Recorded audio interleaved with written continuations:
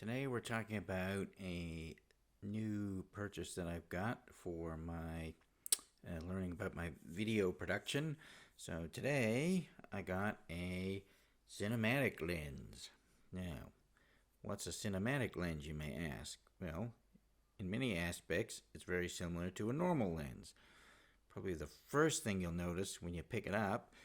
So here's a typical kit lens, an inexpensive, lightweight kind of lens that comes with many models of the cameras I've got. And here's this one. The first thing you notice is how much better it's made. It's very heavy. It's nearly all metal. You can see it's got a much larger opening at the end. See, the lens itself is much bigger than this one. The other thing you notice right away is that when you take off the back, unlike the other lenses, there's no contacts here. So this does not have any electronic communication with your camera.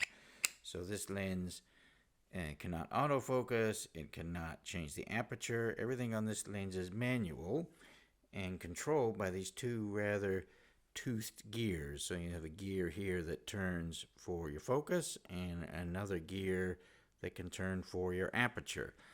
Now those gears are very important in the operation of this lens, and I'll come back to those features later.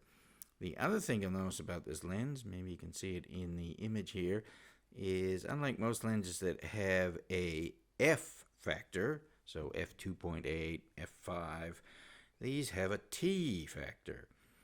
So the difference is the T stands for transmission. So this actually measures the light as it exits the lens. So that's how much light actually passes through the lens, where your traditional f-stop is just based on a proportion of the focal length to the diameter of the aperture. So they are similar, but the T factor measures it after. So what it is much more consistent. So if you use an equivalent T lens and you swap it out during a shoot, you have a much better chance that the exposure is going to be exactly the same. So that's the advantage of a T system. The T system also has a continually variable aperture. So you can control the amount of light come in rather than the normal way where you've got f-stops where it kind of clicks and each one represents twice or half of the one before. This is actually a continuous smooth flow, so you can pick any point that you want in there. So you'll see a few of these things demonstrated in the upcoming videos. So you can see on these lenses also that there's quite detailed markings for the aperture and the depth of field, as well as the focus. So as I turn, you can see that it changes those things. So you can focus on this one. So the distance markings are quite accurate, so you can control your focus. So this will focus down as close as, if you can see it there, 0.26 meters. And then as it goes around, it gets to infinity. So those markings are very accurate because sometimes you need to change your focus mid-shot and you want to know exactly what you're up to. So here you can see that continuous T in action. As I turn the aperture, it gets darker, and then the camera will compensate the shutter speed and the ISO to equalize the exposure.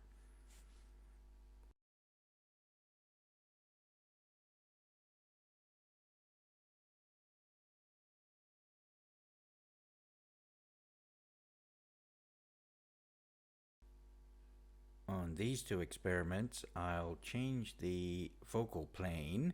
The first one has the aperture wide open and you can see a very narrow depth of field. In the second one, I've closed down the aperture and you'll see there's a very wide depth of field. So in the first one, only a little bit's in focus. In the second one, a lot's in focus.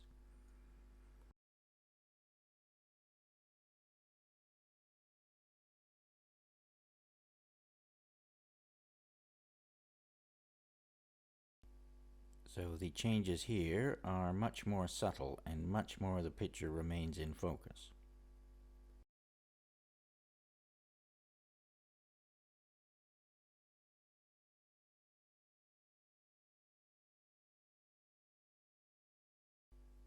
So as you can tell, focus is a very important part of using a cinematic lens, and that's where those gears come in I was telling you about. So you can attach those gears to a device called a focus puller, which attaches to the rails of a standard camera rig. And that focus puller allows you to continuously operate the focus on the lens. You can also change the aperture if you have another gear for that as well. Traditionally, these have been operated by a third party. You'll often see them credited in movies and things as a focus puller. So using the focus while I'm making a shot, I can continuously change that focus and highlight different areas.